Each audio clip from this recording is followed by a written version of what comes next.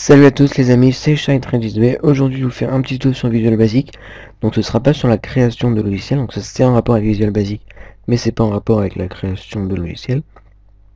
Donc en fait ça va être comment personnaliser votre Visual Basic pour mieux travailler, pour travailler plus rapidement on va dire. Donc comment la personnaliser déjà? Donc c'est en rajoutant des barres d'outils. Donc ça c'est déjà une barre d'outils.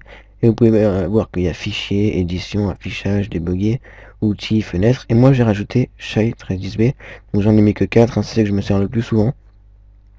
Donc activer le point d'arrêt, ça c'est pour un autre tuto, vous allez voir ce que c'est. Plein écran pour mettre Visual Basic en plein écran. Fichier licence, ça c'est pour ajouter des fichiers. Et ajouter un formulaire Windows pour ajouter une nouvelle forme.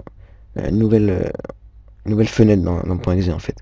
Donc on va apprendre à créer une petite barre d'outils comme ça et vous pouvez mettre ce que vous voulez ici. Vous pouvez même modifier l'onglet fichier, par exemple si vous voulez enregistrer ça juste là parce que vous avez l'habitude d'enregistrer, vous pouvez modifier ça. Vous pouvez modifier n'importe quoi, vous pouvez rajouter des nouveaux menus, vous pouvez rajouter par exemple fichier récent. Voilà, vous pouvez rajouter un onglet comme ça, par exemple vous cliquez sur fichier, vous cliquez encore sur un truc et il y a une liste qui s'affiche. Vous pouvez faire la même chose. Donc on va apprendre à faire ça aujourd'hui. C'est vraiment très simple. C'est vraiment bien fait ce qu'ils ont fait, pour ça c'est facile à créer, etc. Donc on va faire un clic droit n'importe où sur la barre d'outils, clic droit, et on va cliquer sur personnaliser, pour personnaliser la barre d'outils. Donc là on va dans l'onglet commande, et là on affiche toutes les commandes qui s'affichent. Donc on a l'onglet fichier, donc il y a fichier ici, édition ici, affichage, etc. On en a plusieurs, moi ils sont pas tous affichés, comme par exemple schéma de base de données, donc ça c'est pas grave. Donc on va en ajouter un. Donc on va voir qu'il y a Shine13B ici, donc on va en ajouter un. Donc pour en ajouter un, vous faites ajouter un nouveau menu. Surtout pas ajouter une nouvelle commande, enfin on peut, c'est pas grave si on le fait, mais on sait un nouveau menu c'est mieux. Donc on va cliquer sur ajouter un nouveau menu, et on peut voir que nouveau menu il s'affiche là. Mais bon, le problème c'est qu'il y ait un premier. Donc pour le mettre à la fin, vous allez cliquer dessus, et vous allez le descendre. On va le mettre juste après Shine13B. Donc pour le descendre, vous cliquez, et vous cliquez sur descendre. Hop, hop, hop. Donc là on peut voir qu'il se décale. Et on attend qu'il soit à la bonne place. Hop, hop, allez. Allez, attention. Hop, hop, voilà. Donc là il est à la bonne place. Ensuite on va le renommer, hein, parce que c'est pas beau d'avoir un truc comme ça, nouveau menu. Surtout que si on veut en faire plein, on va avoir nouveau menu, nouveau menu, nouveau menu. Voilà, donc on va cliquer dessus. Et on va cliquer sur modifier la sélection. Donc là vous allez mettre votre nom. On va mettre par exemple test. Et donc voilà, votre menu, on va dire, votre outil est créé. Donc vous pouvez cliquer sur fermer, et là on peut voir qu'on peut pas cliquer dessus. Donc pourquoi? Parce qu'il n'y a rien du tout dedans. Donc on va rajouter des choses. Donc pareil, clic droit personnalisé, commande. Donc là, pour ajouter des choses dedans, on n'a pas besoin de cliquer dessus. Vous allez cliquer sur barre de menu ici, vous allez cocher, et là vous allez dérouler cette liste et vous avez tous les menus qui s'affichent. Donc tous les menus, on va aller à la fin parce que le nôtre il est à la fin. Donc voilà, test il est ici. On clique dessus et là il n'y a rien dedans, donc on va tout simplement ajouter des commandes. Donc on va cliquer sur ajouter une commande et là on va avoir plusieurs choses à ajouter. On peut ajouter n'importe quoi.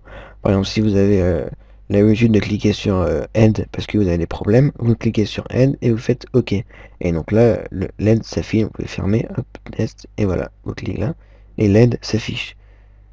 Donc on refait. Et on va enlever elle, on va en mettre des autres, hein, un peu plus sympa. Donc on clique sur tel, donc pour le supprimer, vous cliquez dessus et vous faites supprimer. Donc on va ajouter une nouvelle commande, on va mettre par exemple débugger, qui permet d'exécuter le logiciel. Donc vous cliquez ici, vous faites OK. On va en ajouter plusieurs, peut-être qu'il y en a une encore, débugger, ici, voilà, pause pour mettre pour interrompre le logiciel. En fichier, on peut ajouter, enregistrer tout aussi. On va en ajouter les autres, on va prendre au hasard projet par exemple. Après vous cherchez, hein, c'est à vous de faire ce que vous voulez. Donc ressources, ajouter une ressource, afficher une ressource, etc. Je sais même pas pourquoi je l'ai pas ajouté celui-là, je m'en sers beaucoup. Transformation de texte, ça, non. Bon, ça après vous faites ce que vous voulez. C'est vraiment, il y a toutes les commandes du logiciel qui s'affichent ici et vous mettez ce que vous voulez. Voilà, on va ajouter une petite dernière. Voilà, plein écran par exemple. Vous faites OK. Donc là, imaginons que vous voulez démarrer, continuer en premier. Donc c'est très simple, c'est pareil que tout à l'heure, vous faites monter, hop, hop, et il monte, il va tout en haut. Donc après, vous mettez ce que vous voulez. Bon, là, j'en ai expliqué sans faire exprès, c'est pas grave. Et une fois que vous avez fini, vous faites fermer. Et là, votre menu est créé. Donc, on va démarrer le démarrage. Là, je peux pas le faire parce qu'il n'y a aucun logiciel qui est créé. Afficher les ressources, là aussi.